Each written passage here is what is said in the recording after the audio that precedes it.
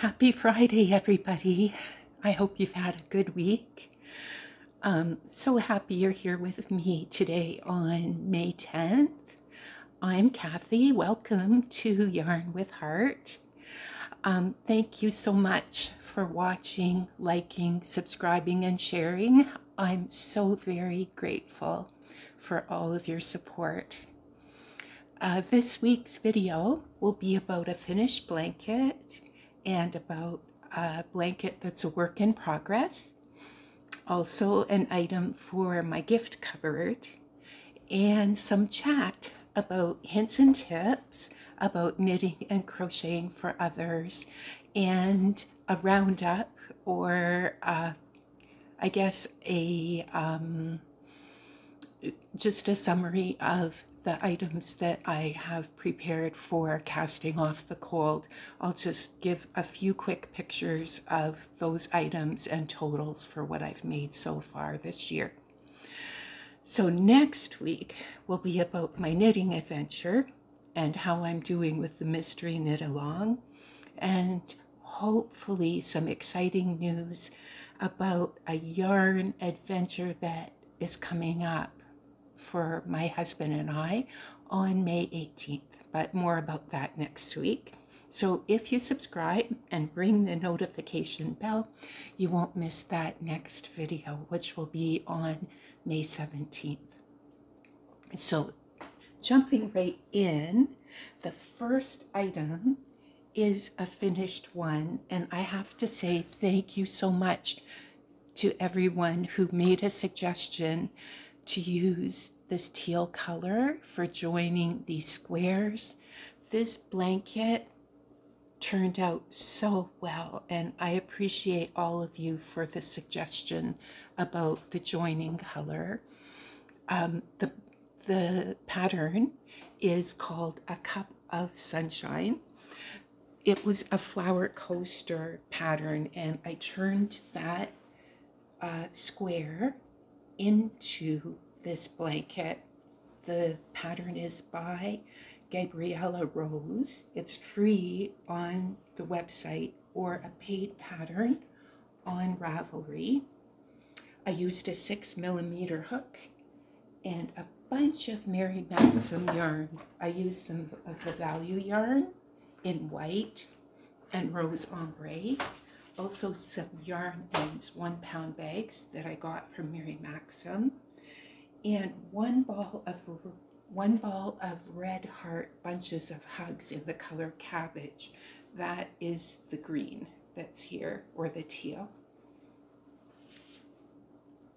So this is the blanket held sideways. It's approximately 48 inches. Yeah, 48 inches in the width. The length is a lot longer than typical casting off the cold blankets. This one is about, I'd say 6 feet 5 inches in the length. So when it's donated, it will go to a team that is maybe taller. So there we go, that's the finished blanket. Now for the border, because the finished blanket was quite big, I did do a simple border. This border was a YouTube video by Tamara Kelly. It's Tamara Kelly, her YouTube is Moogly, and the name of this was How to Crochet Scalloped Edging. So all of the links will be in the description box if you wanted to find the pattern or any of the YouTube videos that I refer to here. So yeah, there's the first blanket. Now the second one that I'm going to talk about and chat a bit about is a work in progress. And that one is one that I mentioned last week. It is the Adventure Blanket Crochet Along, and I've gotten 3 of the patternings finished so far. The next one will come out sometime today. So this adventure blanket crochet along is by Sunflower Cottage Crochet and Ambassador Crochet.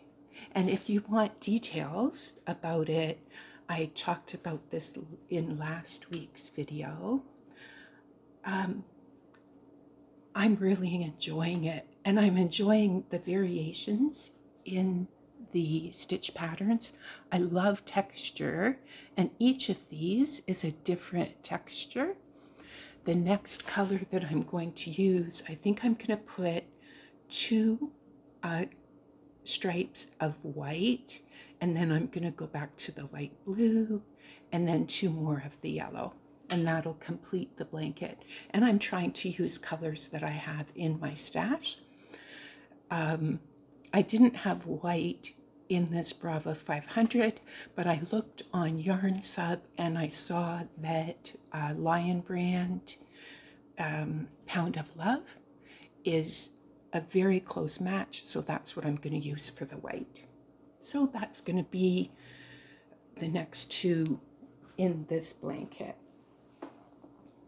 And the third finished item, this one's a finished item, is my gift cupboard item. Now first, let me say a very warm Happy Mother's Day to those who are celebrating. And I realize that Mother's Day is this weekend is a North American item, a North American celebration. So for all of us, whether we're celebrating Mother's Day or just enjoying maybe doing something special for ourselves in May, I wish you a very happy weekend, and think about doing something, just maybe even a little something for yourself this weekend. This is what I did for myself. It is this stainless steel water bottle sling by Tamara Kelly, again from Moogly. Here, I'll just put it on and show you this one. And I used a 5.5 millimeter hook and cotton yarn. It came without a label. It might be Bernat Handicrafter in the color Potpourri. This one's a free pattern on her blog, or there is a paid version that is available. I used the one that's on the blog, but I did modify it slightly here at the top. I sort of reduced the number of stitches when it came to the top of it. And I might have made it a little shorter because I realize as this gets filled with water, it will stretch a bit. So this was my gift cupboard item for this week. And I encourage you all maybe to think of something you'd like to make for yourselves. I do a lot of walking, especially in the summer, and this is handy for me. It helps to reduce the amount of condensation on my water bottle, and this way I don't have to carry my water bottle as I'm walking. So this is my gift cupboard item this week. Now, the thing that I was hoping to chat about, my items that I finished for casting off the cold. I will move over a little so I can include some pictures.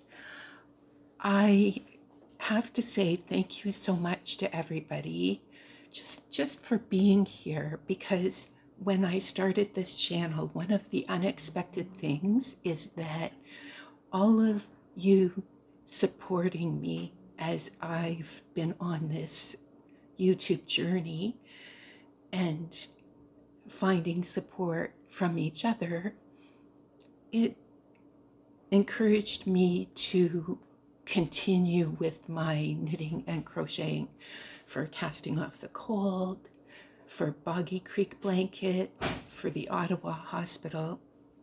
Now for casting off the cold, partway through, I would say about This is about 6 months into this year's journey of knit and crochet for them. I have 7 hat sets completed, and these are to fit adults or teens, and I'll show a picture. For children's clothing, which is something new I hadn't done before, I have 2 items of children's clothing, socks and a little sweater with a hat. For baby blankets, I have 4 baby blankets completed. I did have 5. One of those became a gift for someone Jeff knows at work who just recently had a baby girl. So 4 of them are going to Casting Off the Cold.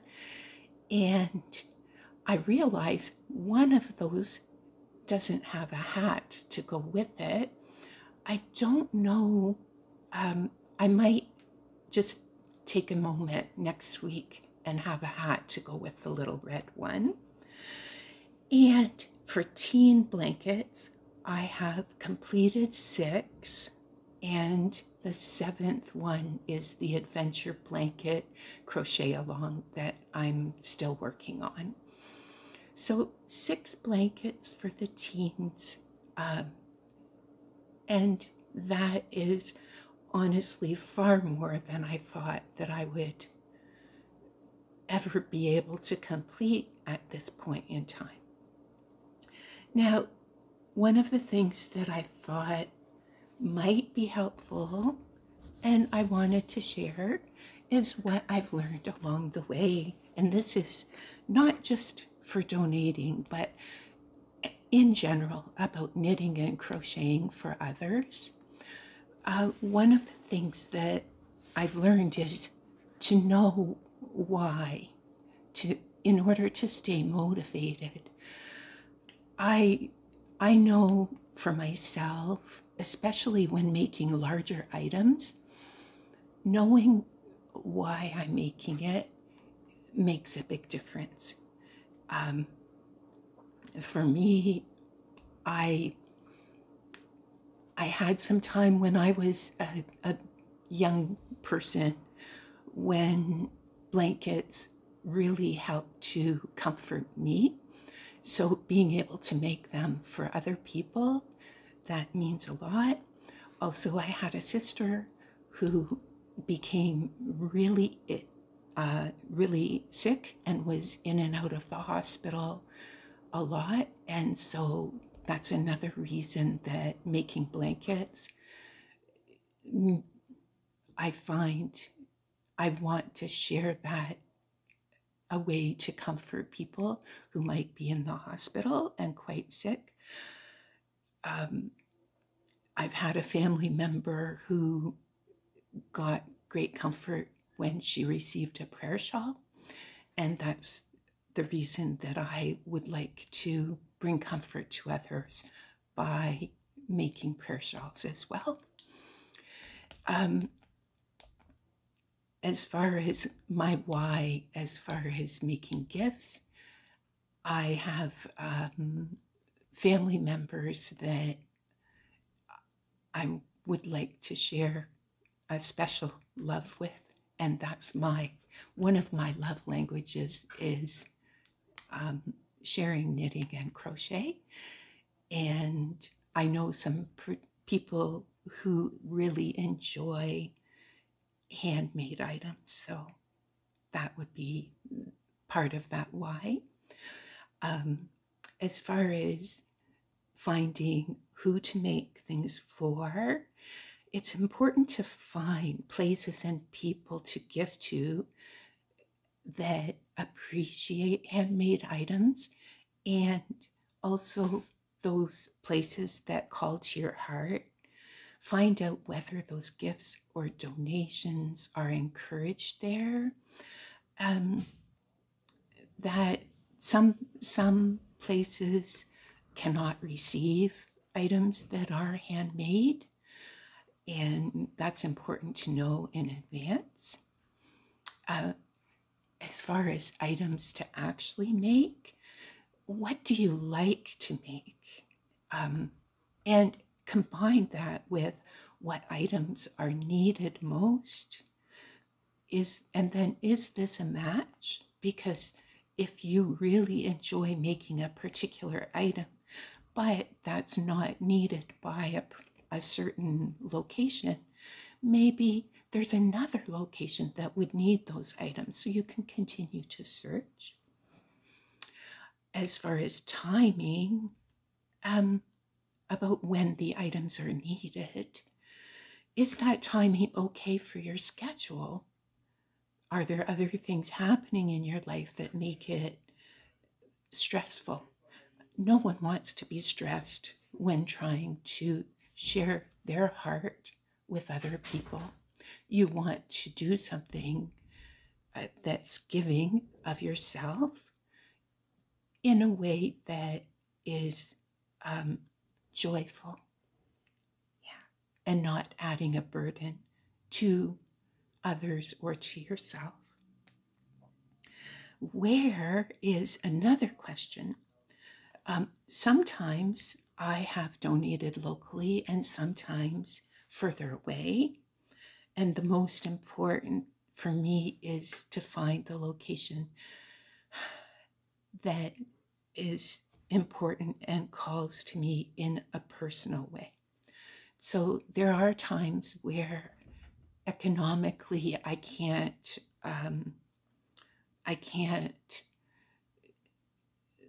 do the postage, but there are other times when the postage would be okay and I go ahead and do something further away. But also there are times when I decide to just do something locally. As far as looking into how to make something, there are sometimes requirements. I've had times where I made something for a family member. I remember making something for a young person who I'm related to. I was so excited. It was in her favorite color. And I thought, oh, this is going to be wonderful. And when I gave it to her, I found out it was too short. So that's an important part of how to make something, is knowing the requirements. Maybe, for example, the kind of yarn, the sizes needed, the age of the item. Also, there are costs, and are you okay with this? A special note when volunteering. Some locations will supply a yarn and some do not. Some places that I've made for have offered me yarn, and that's something to know maybe ahead of time. And speaking about keeping on budget when volunteering, there are things that I've learned over time. Discontinued yarn sometimes will go on sale. That's helpful when purchasing for volunteering. 1 pound bags of yarn, also they're called mill ends. That's a good way. Visiting yarn mills, if there's one close to you, that's a good location. And although I haven't attended a tent sale, I'm interested in possibly trying that. I hear they're really good, and I plan to go to one someday. This year, I've only been looking at yarn sites and purchasing yarn every other month. So that helps me shop what I already have, and it leads to some interesting color combinations. And that has helped me to keep my costs down too.